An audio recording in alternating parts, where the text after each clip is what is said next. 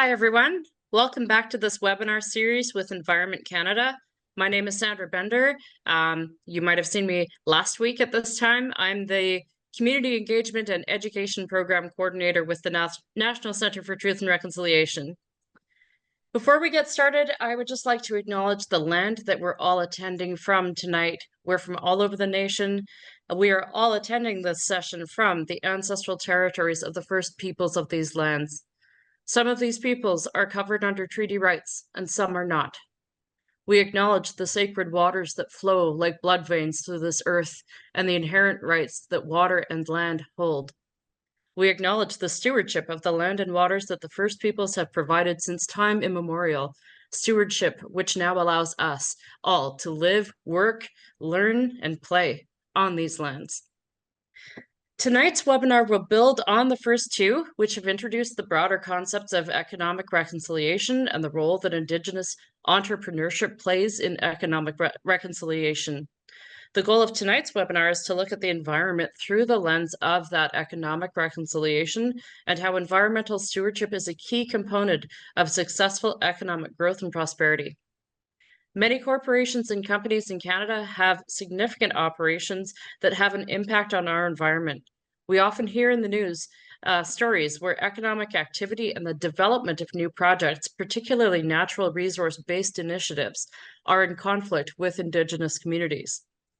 True partnerships between corporations and Indigenous communities are bound to be beneficial to the country as a whole, making industry stronger via responsible environmental stewardship and the growth of local economies. We are so very lucky to have tonight's speaker with us. Clayton Thomas Mueller is a member of the Treaty 6-based Matthias Kalom Cree Nation, also known as Pakatawagan, located in northern Manitoba.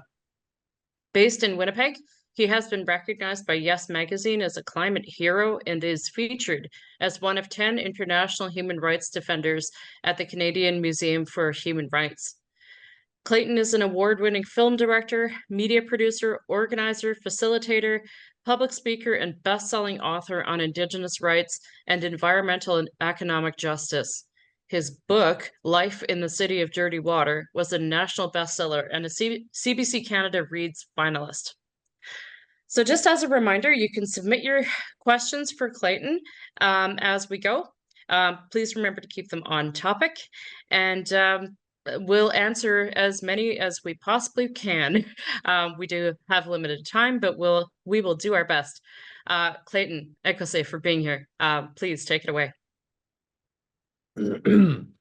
Hey, thanks so much, Sandra. And I just want to say hi to Experiences Canada, all the supporters, and all of you that have attended this gathering. I'm super stoked to be contributing to the learning and sharing that's taking place, and I hope that you have some good takeaways.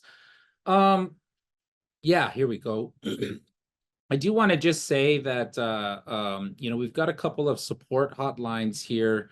Anytime I do a presentation and we're wading into the waters of truth and reconciliation and environmental justice and confronting environmental racism, I always like to share that, there are trigger events, especially for Indigenous peoples, that I talk about. And, if you need support, you need somebody to talk to, you can, do that through these contact numbers here for Indigenous Hope and Wellness Helpline, or the Kids Help Phone. A lot of trauma historically that Indigenous peoples face is tied up in, the destruction of our land and waters. And so that can be really triggering, especially with the complex traumas that we carry attached to what I'm about to talk about. So next slide, please. So I have a little video that I wanted to open with that just kind of, I think, encapsulates, what I wanted to share with you all. Oh, not quite yet. But before we get into that, I just lit a smudge here, and in my Cree culture, smudge is utilized to clear our mind, our spirit, to share intention in a good way. And to focus on the task at hand, and it really cleans the energy of the space that we're in. So I lit that smudge, had a good smudge, and I just really quickly wanted to sing a song to bring spirit into our shared space. But before I do, I too wanted to acknowledge, my beautiful homeland. I'm speaking to you today from Pugatawagan Cree Nation, Treaty 6 territory. However, I do live in Treaty 1 in the city of Winnipeg. I just live back home part-time and do some work for my nation. So I'm talking to you from Puck today, and I wanted to acknowledge in a good way the ancestors of my territory. They're always with me. They're always standing behind me, even though you can't see them, supporting me. And the same can be said about your ancestors too, from wherever you come from. So it's good to acknowledge them, and every now and then to feed them or to sing for them. So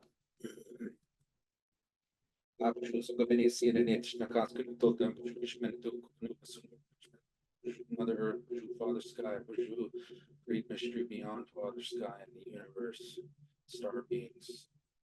Know it that way, no mashomas, no us in a good way, help us. In a good way.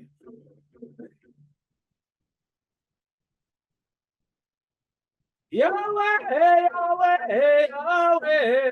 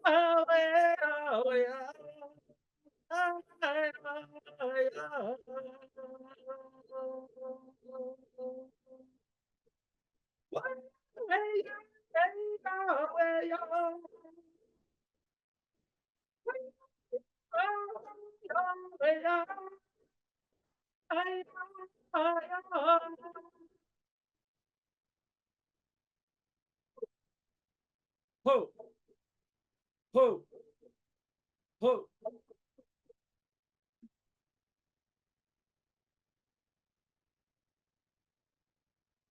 Okay, let's jump into the first video.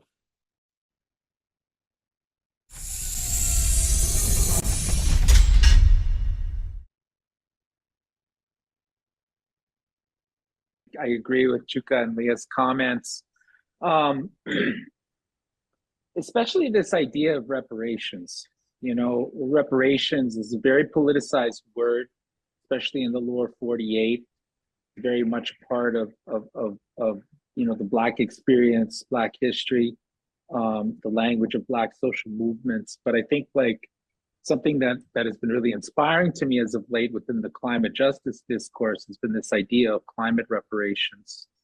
And it's one of the reasons why every opportunity I have, I say that, whatever actions are taken in implementing the 94 recommendations of the Truth and Reconciliation Commission, that these things are inextricably tied to whatever Canada does in regards to a just transition and climate justice in this country. Because of the fact that, through colonialism and through capitalism, it's brown, Black, and Indigenous bodies and peoples, communities, and nations that have paid the highest price, but yet have contributed the least to the global climate crisis.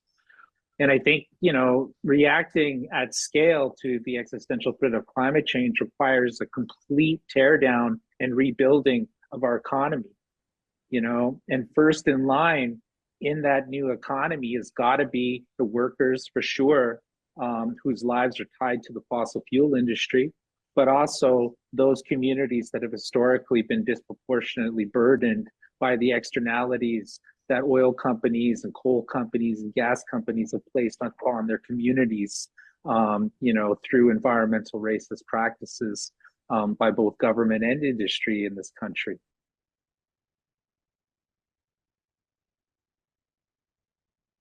So, I'm sure you've all read books, especially in your education journey, and you've certainly seen the news. The news almost on a daily basis highlights the very real tensions and polarity that exists here in these lands that they call Canada. I'm what they call a recovering campaigner. I've spent my entire adult life holding industry, the private sector, and the federal government of Canada and its provincial and territorial affiliates accountable when it comes to how land and water and our climate are affected by the economic ambitions of the settler colonial state of Canada. And how that impedes, on our right to sovereignty and self-determination as Indigenous peoples. I spent a lot of year fighting against, big polluters operating in Indigenous territories and encroaching further and further into our territories in places like the Alberta tar sands. And in hundreds of communities impacted by the pipeline infrastructure spiraling out of the Alberta tar sands, threatening water supplies and a number of issues that those bring to. And, in that time, when you're a campaigner, a Native campaigner, and you're organizing to build power in Native communities so that they can, in a good way, self-determine over their own affairs and have, and practice and enforce sovereignty within this contemporary context, it can be really challenging, because as an Indigenous person, as an Indigenous campaigner, you're not just organizing protests and educational events and materials for the community to make informed decisions, but you're also doing crisis intervention, peer-to-peer support counseling, very real, personal interventions in the support work that you do with frontline community leaders who are fighting on the front lines of resistance and decolonization, and most importantly, healing and forgiveness. So I wrote a book. I'm an author. Life in the City of Dirty Water is the book that I wrote. It's a memoir about my life. And the book and the broader storytelling project, it asks the question to Canada: what is it going to take for us to collectively move through and heal from the violence of colonization? And, next slide, please. And so this book, was part of a much broader storytelling project, which included an award-winning documentary that premiered at Hot Docs International as part of the official selection in Toronto. If you go to the website, lifeinthecityofdirtywater.com, you can view a number of vignettes that we produced of stories about growing up in one of Canada's inner cities, Indigenous, and all the questions that come with that unique experience. So I encourage you to check out, next slide, please, my website, check out the film, which is, oh, sorry. Go ahead and show, what was that other slide there? Oh, next slide, sorry.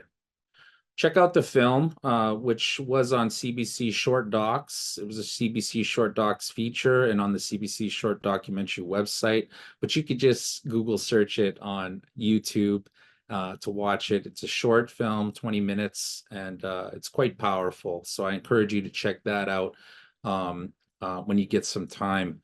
And, certainly if you Google my name, you can see a great history of the different, activities led by grassroots communities in the fight for environmental justice that I've been a part of. That's kind of a rabbit hole though. So, at your own risk.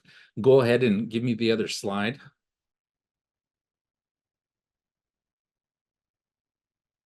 Perfect. Just keep that slide queued. So, we're here today to talk about, environmental reconciliation. How is the process of the implementation of the 94 calls to action of the Truth and Reconciliation Commission going to support, environmental justice in Canada, right? And one of the things, as I mentioned in the video that I showed, every opportunity I get, I really do try to, highlight the fact that, my ancestors, to quote Takaya Blaney, the Sliammon youth activist from BC, pipeline activist, You know, she stated that her ancestors were the original climate activists. You know, because at the end of the day, colonization caused climate change. You know, it only took 150 years of industrialization to almost destroy our ability as human beings to live within the biosphere of which Creator placed us, according to our creation stories. And that's pretty hardcore considering Native folks that lived here on Turtle Island, you know, for millennia. And sure, there was famine, sure, there were war, sure, there was hardship. But you know what? We got through it, and you know, we were so good at being a part of the ecosystem and having our governance, social systems, spirituality, and identities woven into that role. That, you know, when colonizers came here, they assumed that this was a devoid space, very ethnocentric in their perspective of any kind of human, you know, activity, let alone civilization, and did what they did. And here we are today. So, so, you know, we're here to talk a little bit about that. But the main thing, I'm just going to get into my presentation here. I'll tell you what the solution to climate change is right now. It's not the big Paris Climate Accords and, you know, all of these big global agreements. What the solution at the end of the day is to climate change is community self-determination. Okay, and I'll get a little bit more into that. And what that means is that, you know, we need to start encouraging processes that develop our economies, social systems, the way we interact with each other and with the planet, our spirituality and religion. You know, all of these things need to, you know, take into consideration bioregional designs. Okay, that means you know, not using a cookie cutter approach to urban planning, land use planning, and taking into consideration the interconnectedness of our environment right into our societies. You know, and here in Canada, the 94 calls to action of the Truth and Reconciliation Commission, you know, whatever Canada does on advancing these calls to action into the future, this absolutely is inextricably linked to the response to the existential threat of climate change. For myself in my career as a campaigner, we've had a lot of success because of the fact that we used a human rights-based approach in stopping, you know, high carbon intensity projects from, you know, expanding, you know, as we're dealing with the global climate crisis. And so something to understand, you know, globally is that Indigenous peoples, while there's only about 350 million of us spread out across Mother Earth, our small population in comparison to the 8 billion people that live on Mother Earth is that we represent 86% of the world's cultural diversity, the languages spoke on Mother Earth. And the places, the places that we call home are the places where 80% of the world's remaining biodiversity is concentrated. And so the link between cultural diversity and biological diversity is inextricable. And Indigenous peoples, you know, play a vital and critical role when we think about the preservation of biology, of ecosystems, of Mother Earth, and the work around language preservation is absolutely vital when we're talking about climate change and when we're talking about reconciliation, because Indigenous languages are what linguists refer to as polyamorphic. Okay, now that means that we don't have written language. All of our knowledge, thousands of years of observation of our ecosystems, our spiritual practices, our social systems, everything of our worldview and cosmovision is within the language. Okay, I tell people, one time I was with my uncle William Dumas. You know, he's a ceremonial leader and knowledge keeper, and you know, we were sitting in a community of Brochet in northern Manitoba here for a youth conference many years ago, and we were sitting beside a creek, you and we sat there for, gosh, about 5 hours just talking.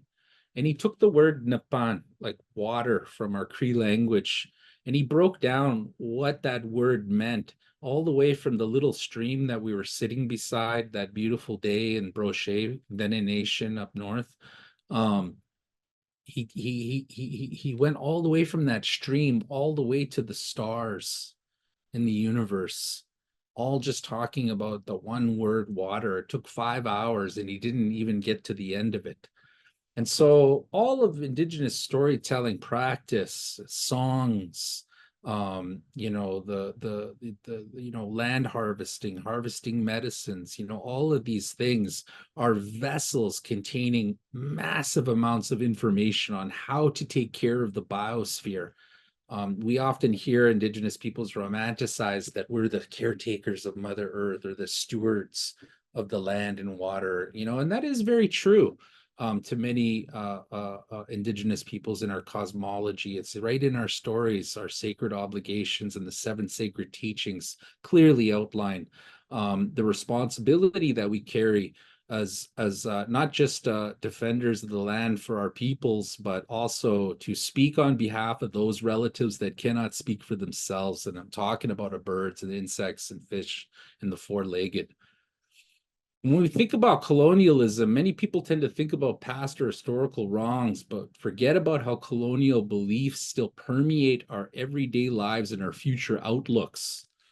One aspect of this that is seldom mentioned is the neo-colonial nature of many false solutions that are permeating today's dialogue on, major issues like climate change. Whether it's development projects, progress, or market-based technology or technological solutions, things like carbon offsetting. Often, these false solutions give countries or companies implicit permission to continue to pollute as normal, while having disproportionate impacts on vulnerable and racialized populations. And it's really important that you learn about false solutions when we're talking about, especially climate change, because, there is a lot of, it's kind of like what Malcolm X said, watch out for the corporate media. They'll have you hating the people that are getting oppressed and loving the oppressors. Well, it's the same thing with a lot of the solutions and discourse around climate change. These market-based fixes put reliance on the market that caused the problem in the first place to try and solve the problem. And that's like letting the fox watch the hen house, so to speak. And it's just not the solution. And even right down to modern day, advancements in finance, like a lot of people don't realize how carbon intensive, cryptocurrency and blockchain and, the cloud, where our data is stored. These are all massive super servers that are burning insane amounts, like more energy and more carbon emissions than like coal-fired power plants in some instances. And so, we've really got to educate ourselves and become literate on, and a simple way to do that is, is the climate solution keeping the oil in the ground, the oil in the soil, the coal in the hole, that sort of idea. Climate change requires a complete teardown of our current economic model and the building of a new one. The human rights and economic justice opportunities of this process are massive, as are the economic opportunities. We're currently involved in building the biggest social movement in the history of the 5-fingered nation, the human species. Racism and race, that is a freaking construct of white supremacists and toxic patriarchy. At the end of the day, we're all the same. We've got 5, what makes us different from animals in that we share the ecosystem is this little guy right here, our thumbs. So social movement change theory, okay, system change versus the individual dupe and delay, strategy of the oil and gas sector, like fossil fuel companies are just spectacular at duping the public and delaying action on climate change. And they're very savvy at framing. One of the things that a lot of people don't realize is that it was big oil that came up with the idea of carbon footprint. It was big oil who convinced the public into believing that your individual carbon choices, consumer choices, are somehow going to solve the climate crisis, when the reality of it is that it's the system itself, is with the number one violator of climate justice being the U.S. military industrial complex, and following closely behind it, European Union, China, Russia. All of the military industrial complex are the biggest freaking polluters on the planet, and they need to be stopped. And this is one of the reasons why when we're talking about building the biggest social movement in human history, we've got to take into consideration the anti-war movement, the international solidarity movement that led up to the battle in Seattle and the shutdown of the World Trade Organization's global takeover agenda. It was the international solidarity movement that shut down the WTO trade talks in Seattle many decades ago, and forced countries to negotiate bilateral free trade agreements instead of having one global new world order. And so organizing political power in communities gets it gets the goods. It's a very important thing to do, and we need to bring back and figure out a way to operate in solidarity with across social movement lines. And a big one, I think, that's been missing from the climate discourse has been the connection between never-ending conflict and the never-ending search for oil, and that's being driven by military agendas across the planet. And so we need to incorporate that as we go through the local process of these three truths of building movement alignment. When you're doing work in your community, you should always go through these three things while building power. Collective power, and that is exploring your commonalities, cultivating mutuality, and always, most importantly, acting in solidarity. Canada needs a new social movement to establish a coast-to-coast network of First Nations united on the economy, reconciliation, and real climate action to pressure the federal government of Canada for a just transition off of fossil fuels, to build a new economic paradigm that prioritizes Indigenous peoples in the development of a rights-based climate mitigation and adaptation strategy. This is absolutely key.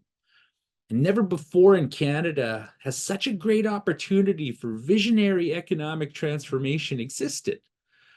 Okay, the triple threat of COVID, the pandemic, economic recession at a scale to which we've never seen before, and of course the existential threat of climate change have all paved the way for our society to roll out a 21st century economic paradigm to end Canada's reliance on fossil fuels and to speed up the transition off the carbon intensive elements that have been woven intentionally throughout the fabric of our economy.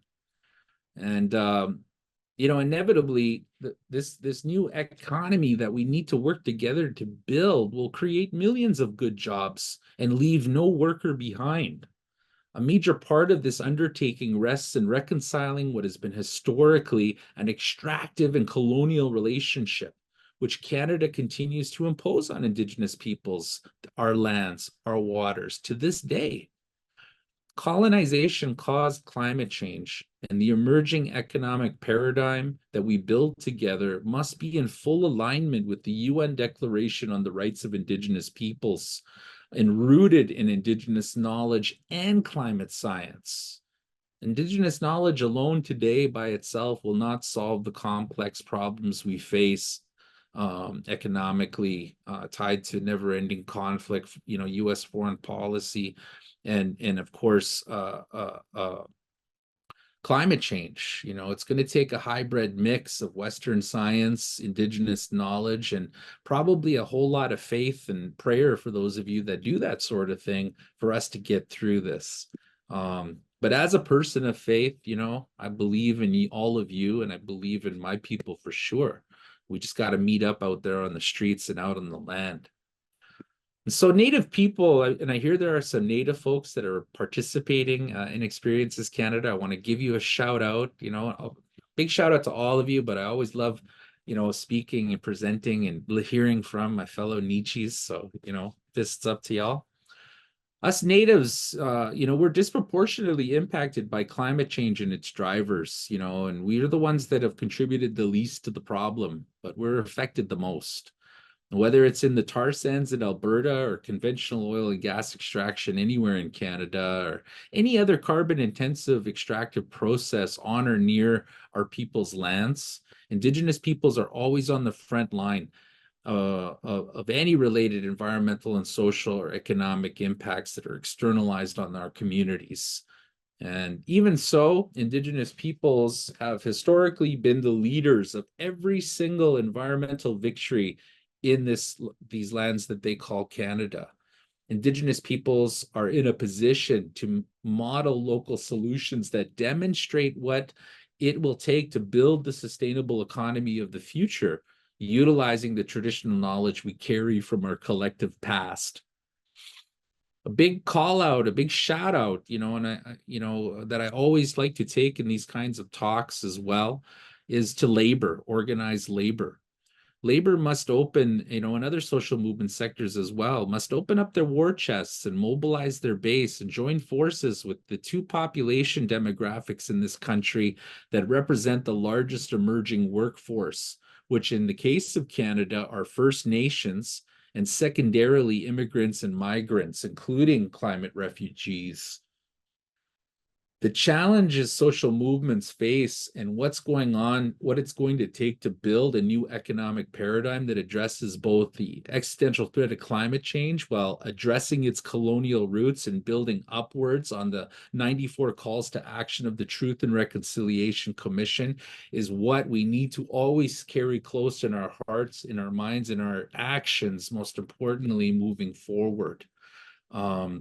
We have a tremendous opportunity right now. We should view this crisis and the existential threat of climate change, the economic pressures that we face collectively, although it being disproportionate, and work together, you know, to advance these 94 calls to action in all of our institutions, whether it's our kids' schools, our unions, at the church on a Sunday, with our co-workers around the lunch table.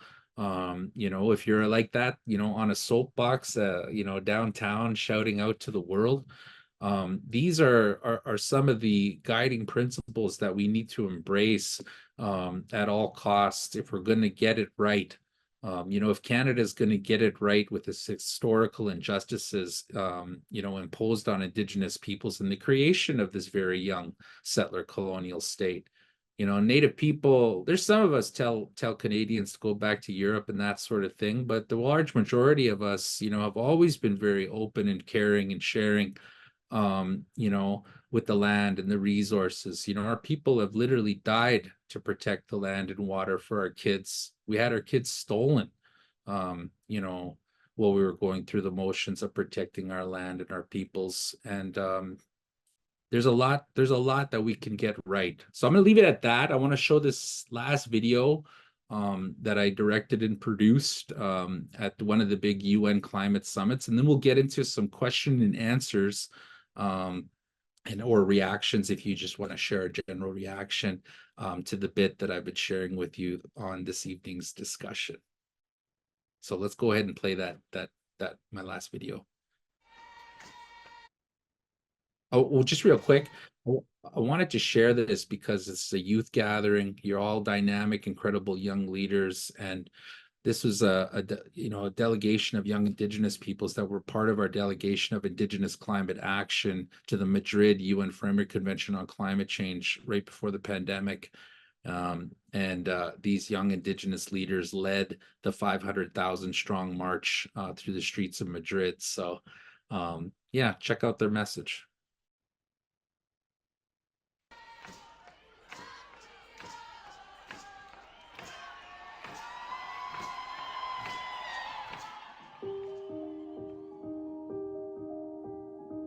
We are one with the earth, with the sky, with the sea, with the sun. We are one.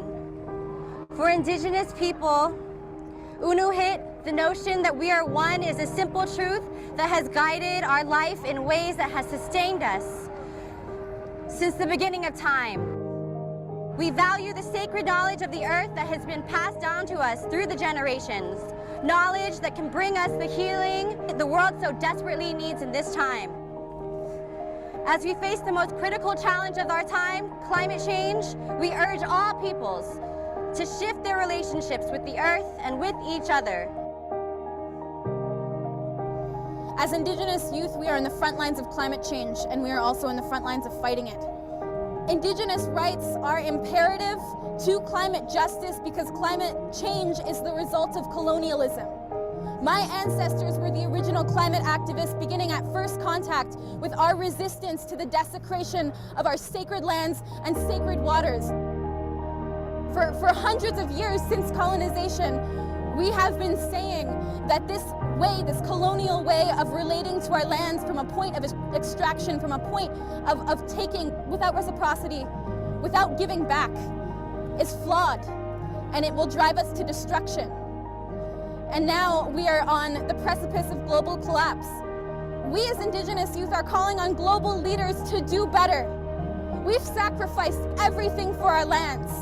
We've fought, we have died, we have had our children taken away from our homes because of these lands. And we are calling you to fulfill your responsibilities. Because it's not just about protecting our livelihoods, it's about the livelihoods of your children and your future generations, and our ability to live on this sacred land. Y actualmente hay 33.000 personas que están en riesgo de perderlo todo por el levantamiento del nivel del mar. Nosotros no consumimos combustibles fósiles y a pesar de ello somos los que más vamos a sufrir. Somos los que más sufrimos por el cambio climático. Estamos a punto de perder nuestra lengua, nuestra tierra, nuestra tradición, por la forma en la que viven en las ciudades. Así que tenemos que dejar estas palabras vacías, estas palabras de los gobernantes que no están haciendo nada, porque necesitamos acción ya. Necesitamos acción ya por las mujeres, por los niños, por la comunidad LGBT, por todos, por los pueblos indígenas.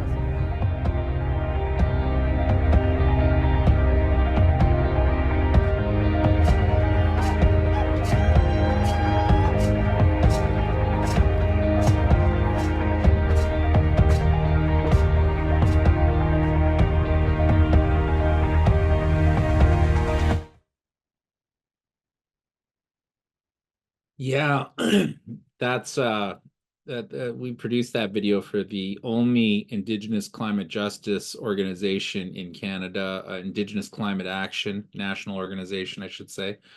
So check them out. They're just phenomenal group. They've got a lot of incredible resources, especially for young people, a very dynamic youth program. So yeah, check them out on social media or the website.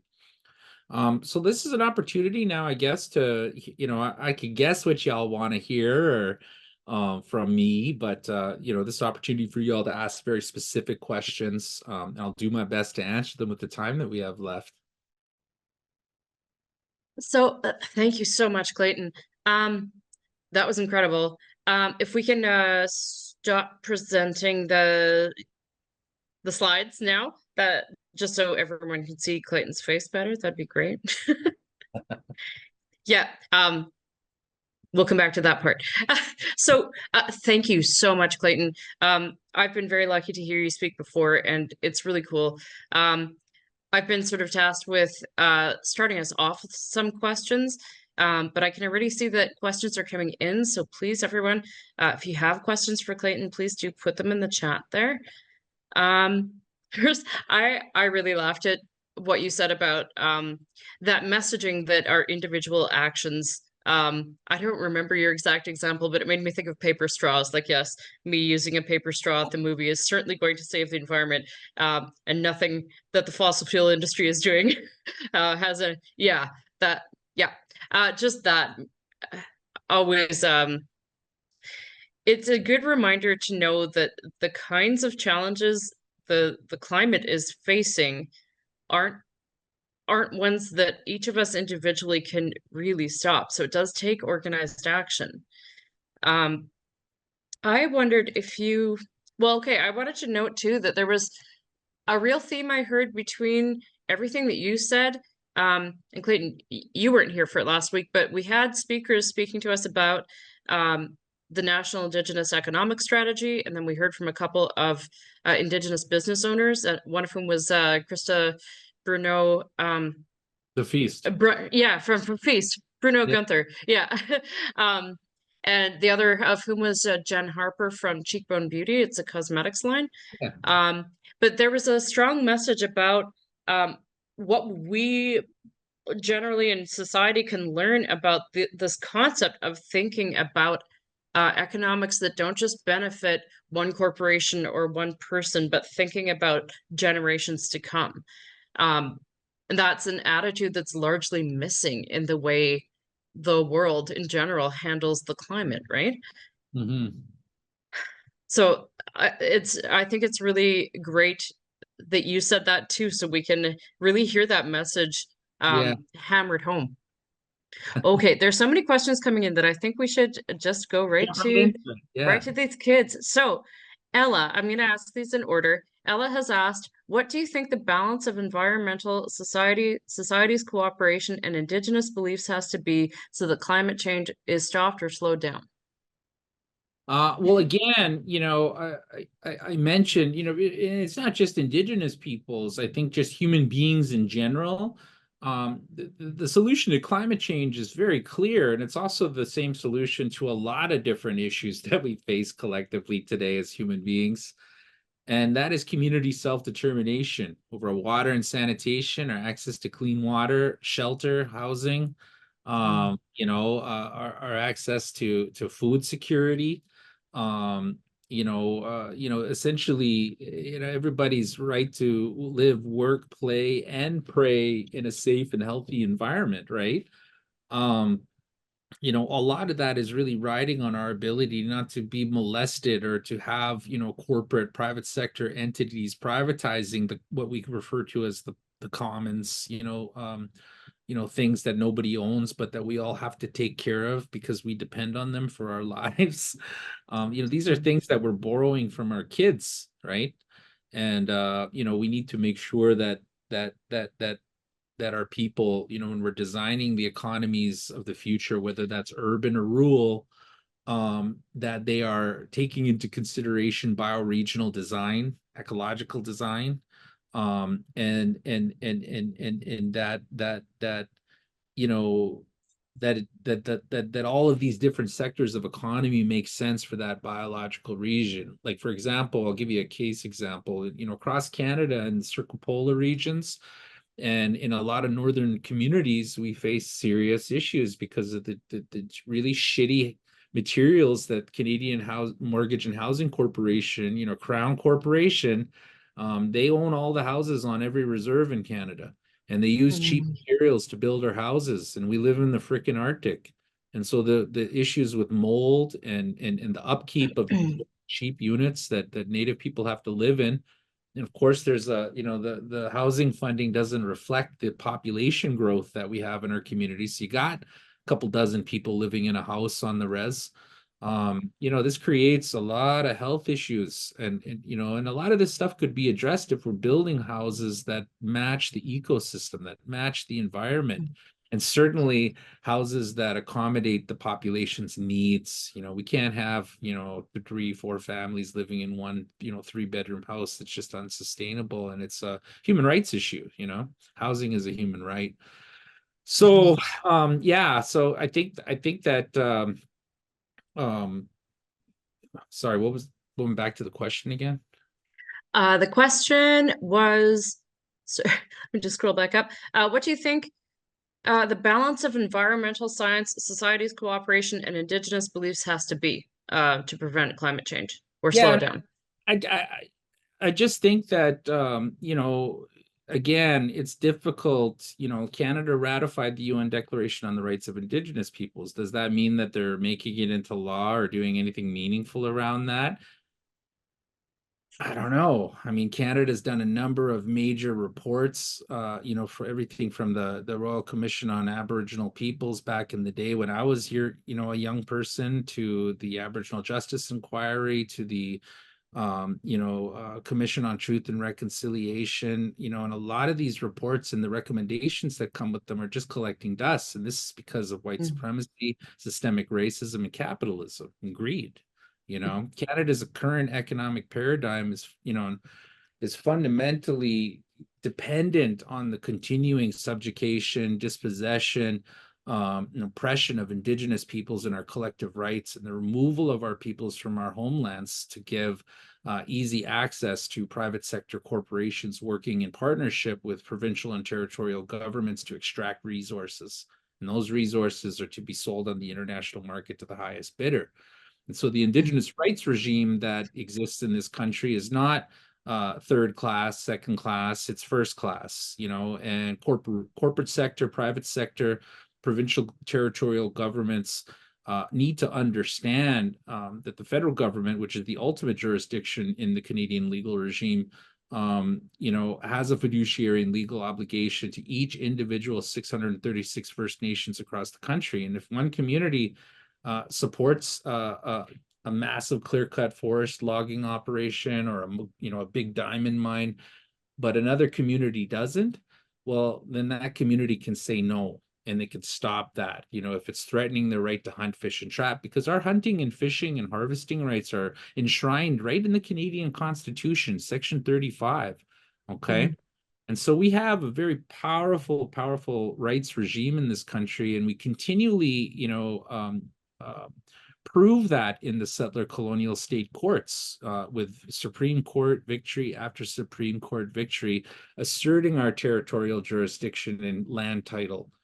And this is, that is like the fundamental issue, that right now it's not equal. It's not a fair playing field. The burden of proof in Canadian courts is on Indigenous peoples, and many of our First Nations are impoverished. They certainly can't afford millions of dollars to litigate, in defense against encroachment of multinational oil and gas corporations, for example. They don't have the resources, and so that there are some very big issues that need to be addressed systemically with the way that the Canadian government and provincial and territorial governments do business, especially in the provinces that are subject to the Natural Resources Transfer Act, piece of legislation for Western provinces, because that placed jurisdiction over natural resources in the hands of the provincial and territorial governments, separate from the federal government's jurisdiction. And Indigenous peoples have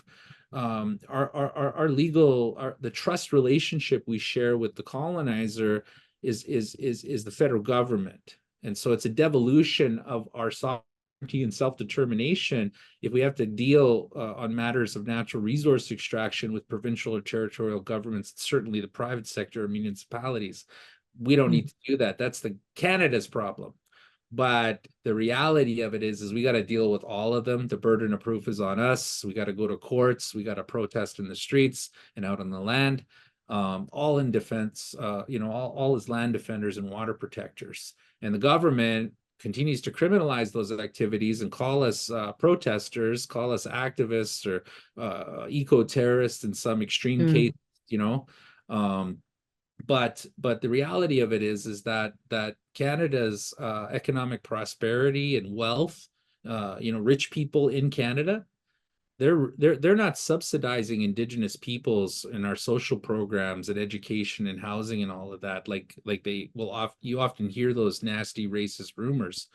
Indigenous peoples are subsidizing the wealth of Canada.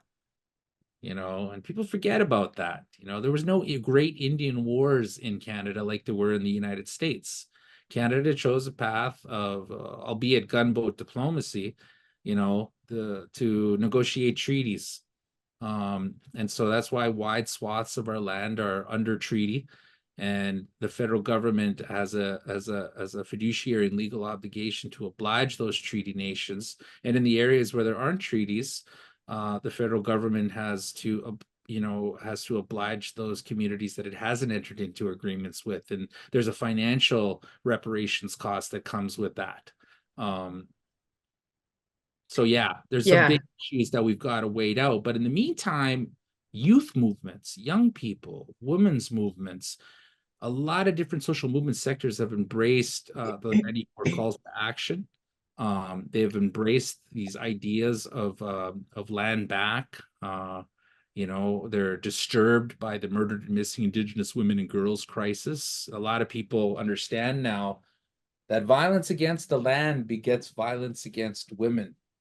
And, you know, and we see this manifested in the displacement of our vulnerable part of our population, women and youth. And they end up in places, you know, where they're targeted, like the downtown east side in Vancouver or any other city. And a lot of them go missing, don't come home. And so, you know, there's very big nuances and complexities and trauma woven up into the answer to that question. So I didn't want to just give you a short answer. Next question. Well, these questions aren't ones that engender short answers, right? Not if you're doing them any justice. We have had a question about what we can do on an individual level to help the environment in ways other than activism, no matter how small a contribution that may be.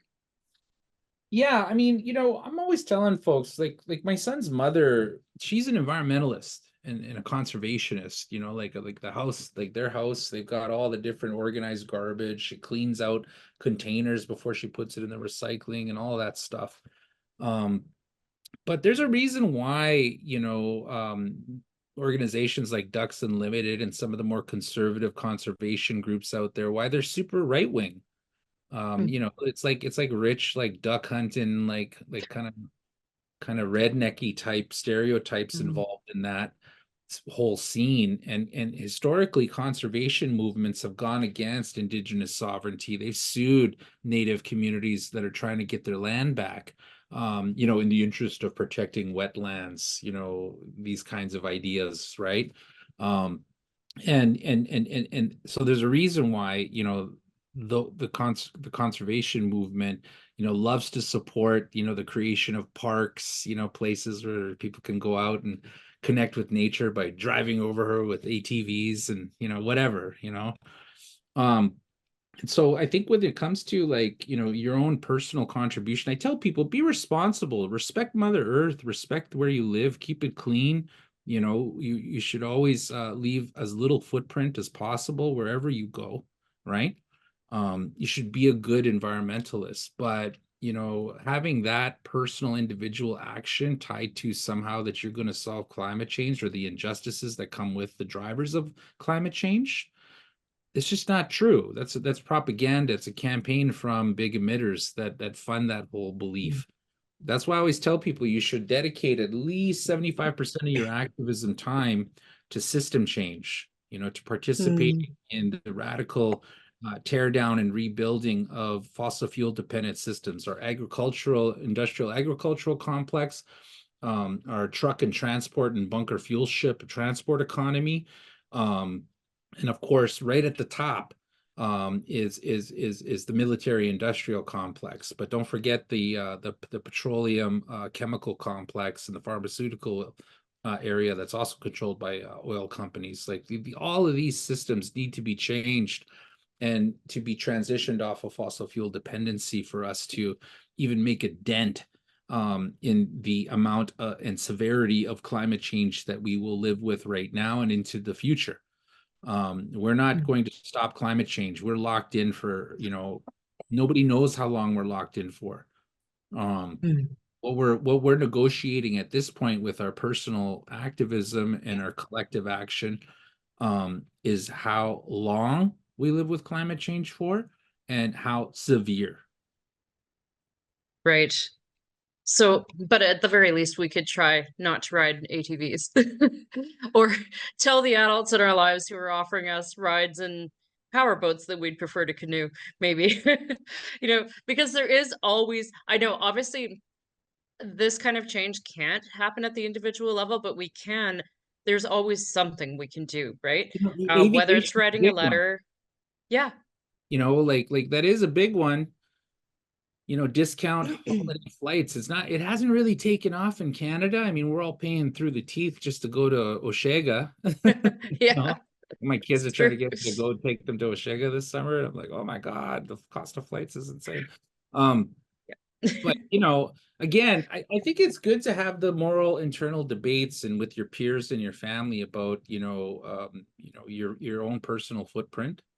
But don't tie that up into that's going to somehow serve justice for communities that are being oppressed by massive oil and gas corporations and governments, and the police apparatus used to stymie any resistance to the encroachment of the fossil fuel sector into native lands. Like that, those two don't connect. So we need to, especially non-native people, like so-called dominant population, white people, people of European descent, whether you're fifth generation Canadian or first generation, or a new immigrant. People need to dedicate, if you want to be like causing change on the things I'm here talking about to you today, then it's important to get involved in your community, to learn the names of the places in your community in the Indigenous language, and to ask for permission, and what help is needed to advance the cause of the Indigenous peoples who call the place where you live home. And you might get a negative reaction. You might even get a few negative reactions from Native folks, but Native people are so tired of non-Native people coming to us and being like, hey, how do I get involved? And the revolving door is like never ending, right? And whenever we train non-Native people to be sensitive, culturally sensitive to, and to understand the Truth and Reconciliation movement and all of this stuff, then they have kids or they get a job somewhere else and they leave, and then you get the same bright-eyed, bushy-tailed, non-native person into that position. We got to retrain them, Yeah, we refer to that as the burden of education, where people have already been harmed, then also have to take on the burden of educating everybody else. So this is something that everybody here, no matter who we are, can participate in, right? Educating the people around us, taking what we've learned from Clayton tonight and the previous speakers, and sharing that knowledge with other people. Okay, I'm trying to blend a couple of questions because we just have a couple of minutes. There've been a couple of questions along the theme of, if you were the government or if you had control over the government, what is one thing you would make them do, or that you would do if you were running government? Well, immediately eliminate student debt, but yeah. Yes, I love want that. universities to be like free. Not free, but paid for by the collective, not by the individual. Yeah. I think that for sure, there needs to be like a review process to every single department of the government. Every department has dollars earmarked for First Nations, Inuit, and Métis. There's about, I think it's $8 billion in transfer payments annually to Canada's Indigenous populations from the federal government. That's just to operate the system. And I think that, there needs to be a review of the supply chain of all of that money, and an analysis of all of the grandfathered in suppliers, whether it's lumber or housing, building implements, textiles, whatever, you name it, stuff we need to run our communities. All of those goods and services need to be mandated to be supporting Indigenous owned businesses. And this is just to level the playing field in Canada's economic system, for the most marginalized population. I think that's certainly, respecting the fruit, every Canadian experiences, the protection of their rights through the Charter of Rights and Freedom. And a big one in there is mobility of rights. So if you decide you want to go to, let's say you want to go to university in Vancouver, UBC, right? You live in Saskatchewan, so you go to Vancouver, just because you left the province of Saskatchewan, you go to Vancouver, you still got access to universal health care, you still can rent a house, you can go to school, You know, you still have to pay taxes, all that stuff, but you have mobility of rights that are afforded to you under the Charter of Rights and Freedoms anywhere within Canada's provincial and territorial boundaries. And so First Nations peoples, because we continue to live in an apartheid system, you know, Canada literally wrote the book on apartheid. Like South Africa is often, you know, demonized for their history of apartheid, but you know who they got their Bantustan apartheid system from was finding out, you know, about Canada's Indian reservation system and the Indian Act, of which Indigenous peoples are governed by, or which First Nations are governed by. And so, you know, our mobility of rights are not respected by the Canadian government and by its provincial and territorial affiliates. The federal government does afford ways for us to recoup taxes that we've paid out off reserve through a very tedious registry and accounting process. You know, but we're not supposed to pay taxes. You know, we don't. That is not our problem. You know, and we continue to, you know, have a really hard time accessing education, housing. We have to pay taxes off reserve, and that, you know, should immediately be respected. You know, like Indigenous people should have mobility of rights. We shouldn't have to pay taxes even if we leave our reservation boundaries. And there does need to be you know, supports and a review process that, you know, right across the system that forces, you know, the billions of dollars that we're bleeding out, you know, in infrastructure dollars and everything else, to non-Indigenous entities, because those dollars that go to non-natives for the servicing of Indigenous needs in this country could be going into and circulating within our communities, you know, upwards of 8 or 9 times before it leaves the community, versus just immediately going to a non-native vendor. You know, that's a big one that irritates me personally, and I think that that's an easy fix, especially in the era of truth and reconciliation, that it'd be mandatory that any funds coming that are earmarked for Indigenous peoples prior to go to Indigenous businesses, Indigenous, you know, lumber companies, Indigenous software companies, Indigenous, you know, you name it. I think that would be a very dramatic leveling out of the playing field, so to speak. And I certainly think that doing a massive review of GDP and how we measure success should be not by growth. There should be other indicators woven into that. The goal should not be like never-ending unfettered economic expansion. We've hit the ecological ceiling on that model. It's called climate change. Yeah. You know, so we got to figure something else, a different measurement of how happy we, or how big we are, or whatever. I don't know, but we got to do something. How successful we are economically. Yeah. And I think that's the, you know, I want to end on this caveat before we move on, but, you know, that's the thing though, where Indigenous peoples have a vital and critical role with our brothers and sisters here in these lands that they call Canada. We have had our world come to an end 100 and something years ago. Okay. We know what it means to organize with the goal of building power, okay, and affecting change for the better, with the juxtaposed against the end of the world. We know what it means to do that. We've been doing it. We've been successful at it. They said that we were just going to disappear and be, you know, the identity of Indigenous peoples and become Canadians, but that just wasn't the case. And here we are, the fastest growing population within the Canadian society, and you know, and we're hungry, and we're still nice. We're still willing to share, and especially our knowledge about how to organize and build sustainable economies and happiness and abundance and health and healing and forgiveness, with the backdrop of the world ending. You know, and we're willing to share that with our fellow human beings, with the interest of protecting not only our interests, but those interests of the living beings that we share our sacred ecosystem with. We have so much to learn.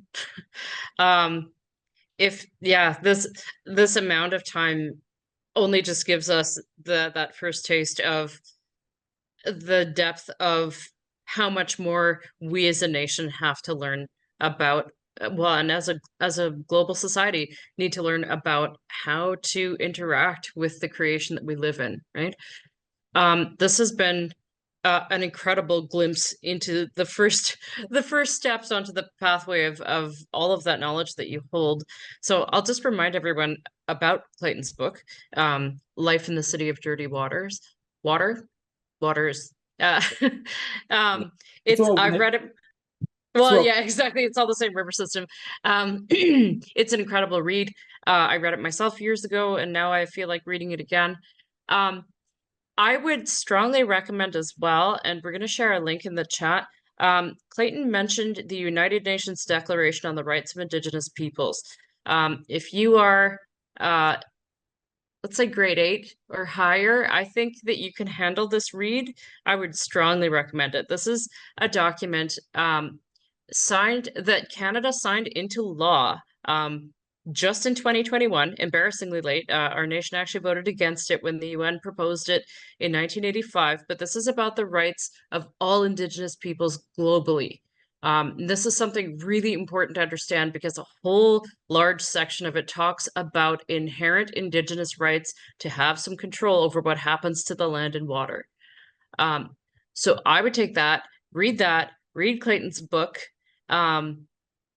and keep on thinking about how Indigenous rights and environmental rights and the benefit of everybody living on this planet need to work together. Yeah. So, sorry. No, please.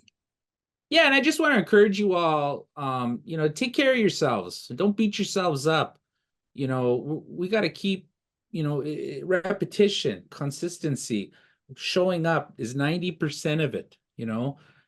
We've definitely got to do the organizing work and make sure that we're literate on all of these complex issues.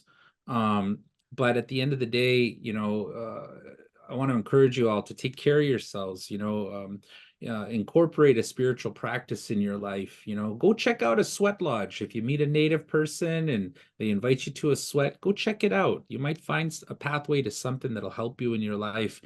But I think it's really important to understand that, our this emptiness inside that so many people are consumed with, this sickness of greed, capitalism, consumption, consumerism, that is all stemming from a disconnection, an almost severing of our spiritual umbilical cord to Mother Nature, to Mother Earth, by industrialization and by hyper-individualized capitalism, consumerism. And, it's only through a spiritual practice and connecting with nature, with people that you care about and love, or sometimes by yourself, that you'll get the fuel you need to fight the good fight. If you don't do that, you'll hit burnout. I've burnt out, I don't know how many times, because I wasn't, connecting in the way that I needed to. So save yourself some burnout and develop a way to self-care, take care of yourself, to stay connected to the sacredness of the universe and the ecosystem that Creator put you at, and show up, keep showing up. Mm-hmm. That's amazing. Thank you so much for all of this, Clayton. A good reminder to all of us to take care of ourselves. Don't forget about those help resources that are out there. I particularly like hopeforwellness.com. Kids Help Phone is also there for you. And they both have chat options, so you don't have to speak on the phone if you'd rather not. Tomorrow night's session is going to be one that you really want to take care of yourselves for. We'll be hearing from a residential school survivor named Susan Bowden. She's also a member of our Survivors Circle at the National Center for Truth and Reconciliation. She's going to be incredible. So come back tomorrow. I am supposed to remind you to take the survey that's going to pop up. And we'll see you all back here tomorrow at the same time as today. I won't name times because we're all in different time zones. But for tonight, Clayton, Thomas Mueller, everybody, amazing. Exane. Thanks so much for having me, everybody. And if you see me out in the streets or out on the land, shout me out. Okay. And add me on social media.